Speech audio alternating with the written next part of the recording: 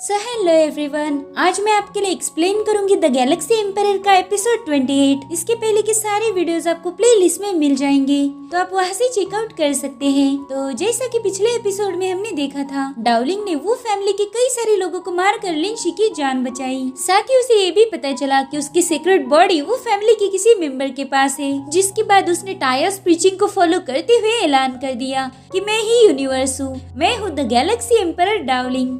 अब आगे तो हम देखते कि डाउलिंग ने उसी पाथ पर चलते हुए हार्ट फायर के एसेंस को रिफाइन कर दिया, जिससे उसका स्टार फायर कोल्ड्रॉन एक्टिवेट हो गया था। ये कोल्ड्रॉन ओरिजिनल स्पिरिट को भी रिफाइन कर सकता था।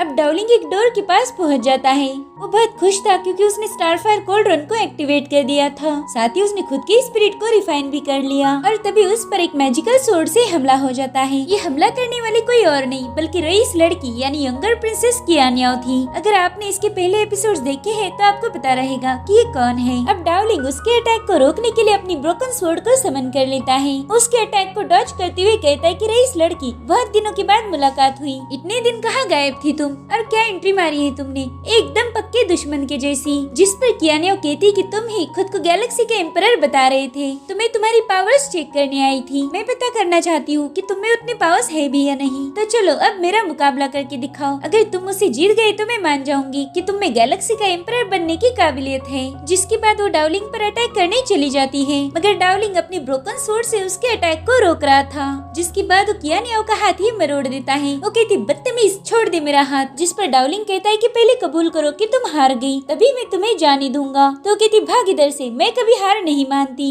अगर तुमने मुझे छोड़ दिया तो मैं तुम्हारे साथ ट्रेजर का सौदा करूंगी। मेरे पास सिल्वर बीस्ट की खाल है जो मुझे स्टार रिवर से मिली थी। तुम्हें तो पता है ना वो ट्रेजर कितना ज्यादा पावरफुल है। अब ट्रेजर का नाम सुन के डाउलिंग उसे छोड़ देता है। तो कियानियाओ दोबारा से उस पर अपनी स्वॉर्ड पॉइंट कर देती है। वो दिल में ही सोच रही थी कि जब भी मैं इससे मिलती हूँ, ये कल्टीवेशन में बहुत आगे तक ब्रेक थ्रू कर लेता है। पता नहीं ये इतनी आसानी से लेवल अप कैसे कर लेता है। अब डाउलिंग अपनी ब्रोकन स्वॉर्ड को स्टोरेज बैग में रख देता है और कहता है कियानियाओ, तुम बहुत रहमदिल हो। देखो तो तुमने मुझे जान से नहीं मारा, इनफैक्ट तुम तो मेरे साथ सिल्वर बीस्ट की खाल का सौदा करना चाहती हो। मैं बहुत शुक्रगुजार हूँ तुम्हारा। मगर कियानियाओ को डाउलिंग का मजाक समझ ही नहीं आता। वो सिल्वर बीस्ट की खाल को बाहर निकाल कर कहती है, हाँ मैं तो हूँ ही रहमदिल और साथ ही मैं वादे की पक्की भी हूँ। देखो ये रहा वो सिल्वर बीस्ट। अब मुझे बताओ तुम इसके बदले में मुझे क्या दोगे। अब डाउलिंग कुछ बोल पाई इससे पहले वो कहती कि मुझे पता चला कि तुमने एंशिएंट क्रीचर के यंग मास्टर को खत्म कर दिया है, मगर तुम चाहो तो ये राज राज ही रहेगा। बदले में तुम्हें मुझे जेड स्लिप देनी होगी, तभी मैं मेरा मुंह बंद रखूंगी। तो बताओ क्या तुम्हें ये सौदा मंजूर है। तो डाउलिंग उसे जेड स्लिप दे देता है और कियानियाओ उसे सिल्वर बीस्ट की खाल देती है।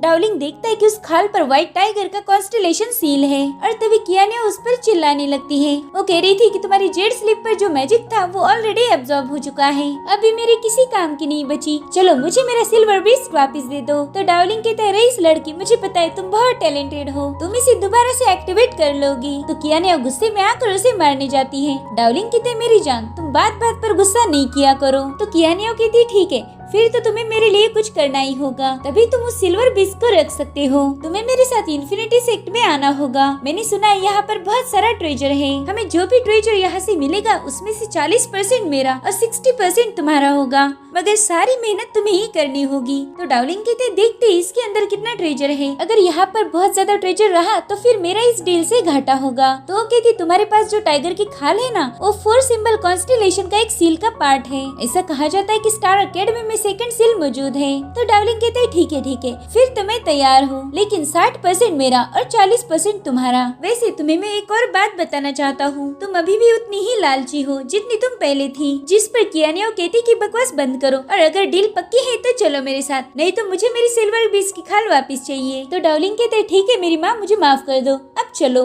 जिसके बाद ये लोग इन्फिनिटी सेक्ट में दाखिल हो जाते हैं। वहाँ पर प्रिमेलिटी क्रिस्टल का ढेर लगा हुआ था। कियानियाओ कहती कि डाउलिंग, क्या मैं सपना तो नहीं देख रही, देखो यहाँ पर कितने सारे क्रिस्टल्स है। तो डाउलिंग उसकी सिर पर टिचकी मार के कहता है देखो ये कोई सपना नहीं, ये तो सच है। तो कहती तुमने मेरे सिर पर क्यों मारा। जिस पर वो कहता है अरे मैं तो तुम्हें बस नींद से उठा रहा था। जिसके बाद वो क्रिस्टल के पास जाकर चेक करता है, उनकी सारी ऑरा खत्म हो चुकी थी। तभी कियानियाओ एक क्रिस्टल उठाकर देखती है, मगर उसमें तो कोई पावर्स ही नहीं थी। अब वो गुस्से में आकर उस पूरे ढेर पर हमला करती है, जिससे वहाँ के सारे क्रिस्टल गायब हो गए थे। वो कहती यहाँ पर तो कुछ है ही नहीं और मैं फालतू में इतनी एक्साइटेड हो गई थी। तो डार्लिंग कहता है यहाँ पर एक भी क्रिस्टल नहीं, मगर मुझे स्ट्रॉन्ग स्पिरिचुअल एनर्जी फील हो रही है। जिसके बाद वो वहाँ की फ्लोर को चेक करता है। उस जगह पर एक एरी बनी हुई थी। तो डार्लिंग अपनी एनर्जी से उस पर अटैक कर देता है और वो कियानेओ को एरी का सील ढूंढने का काम देता है। अब कियानेओ थोड़ी देर में एरी का सील ढूंढ लेती है और उसे ब्रेक करके वहाँ की फ्लोर भी टूट जाती है। उसमें से बहुत स्ट्रॉन्ग स्पिरिचुअल एनर्जी बाहर आ रही थी।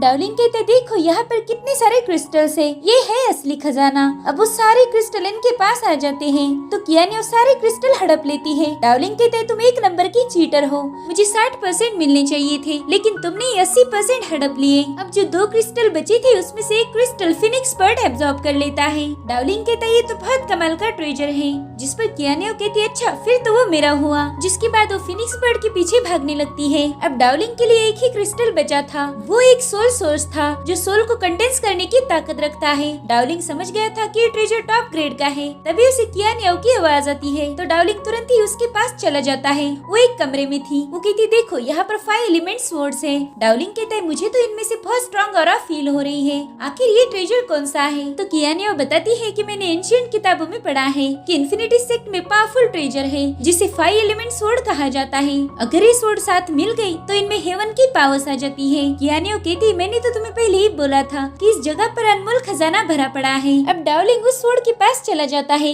जिसमें से एक स्वॉर्ड उसके हाथों को जकड़ लेती है। डार्लिंग उससे आजाद होने की कोशिश कर रहा था मगर वो कम्प्लीटली जकड़ गया था। तभी वो देखता है कि दूसरी स्वॉर्ड उस पर हमला करने आ रही है। तो गोल्डन रून्स की शील्ड बना लेता है। साथ ही उसने ट्राई इनकार्नेशन ड्यूरेबिलिटी को भी एक्टिवेट कर दिया था, मगर वो स्वॉर्ड बहुत ज्यादा पावरफुल थी। उन दोनों शील्ड को ब्रेक करके डार्लिंग को बहुत दूर फेंक देती है। अब वो डार्लिंग पर हमला करने ही वाली थी कि तभी कियानेओ अपने एक ट्रेजर से उस स्वॉर्ड को रोकने की कोशिश करती है, मगर वो स्वॉर्ड उस ट्रेजर पर भी भारी पड़ गई थी। इसलिए कियानेओ डार्लिंग को अपने साथ लेकर वहाँ से भाग जाती है। उसने अपने पीछे का डोर भी बंद कर दिया था, जिस वजह से वो स्वॉर्ड उनके पीछे नहीं जा सकती थी। अब कियानेओ बाहर आकर डार्लिंग को पटक देती है। उसे लग रहा था कि वो लोग बच गए, मगर तभी वो देखती कि डार्लिंग की बॉडी पर क्रैक्स पड़ रहे हैं। उस स्वॉर्ड के हल्के से हमले से ही उसकी बॉडी डिसइंटीग्रेट हो रही थी। ये देखकर कियानेओ बहुत घबरा जाती है और उसे हील करने के लिए कई सारे एलिक्सर्स बाहर निकाल लेती है। अब वो सोच ही रही थी कि कौन सा एलिक्सर डार्लिंग को दिया जाए, मगर तभी उसकी नजर लेजेंडरी रीबर्थ पूल पर पड़ जाती है। इस पूल में ऐसी पावर्स थी जो किसी भी इंजरी को हील कर सकती है। तो कियानेओ डार्लिंग को उसी पूल में फेंक देती है ताकि वो हील हो पाए। कियानेओ सोचती है कि वाकई ये बंदा बहुत लकी है, ये घायल हुआ मगर वहीं पर जहाँ पर रीबर्थ पूल है। पता नहीं इतनी अच्छी किस्मत मेरी क्यों नहीं, अब ये पूल उसे हील कर देगा। लेकिन मुझे भी तो इस पूल की हीलिंग पावर्स चाहिए थी। अगर मैं इसके बाद पूल में गई तो मेरे लिए कुछ भी नहीं बचेगा। ये कमीना सारी स्पिरिचुअल एनर्जी को एब्जॉर्ब कर लेगा। जिसके बाद वो भी अपने कपड़े उतार कर उस पूल में उतर जाती है। इधर डार्लिंग अपने माइंड स्पेस में पहुंच गया था। वो अपनी पावर्स को बढ़ाने के लिए उसी की क्लोन पर हमला कर देता है, मगर उसमें से एक अजीब सा स्मोक बाहर आने लगता है। और इसी के साथ ये एपिसोड यहीं पर खत्म हो जाता है। Thank you for watching, bye bye, take care.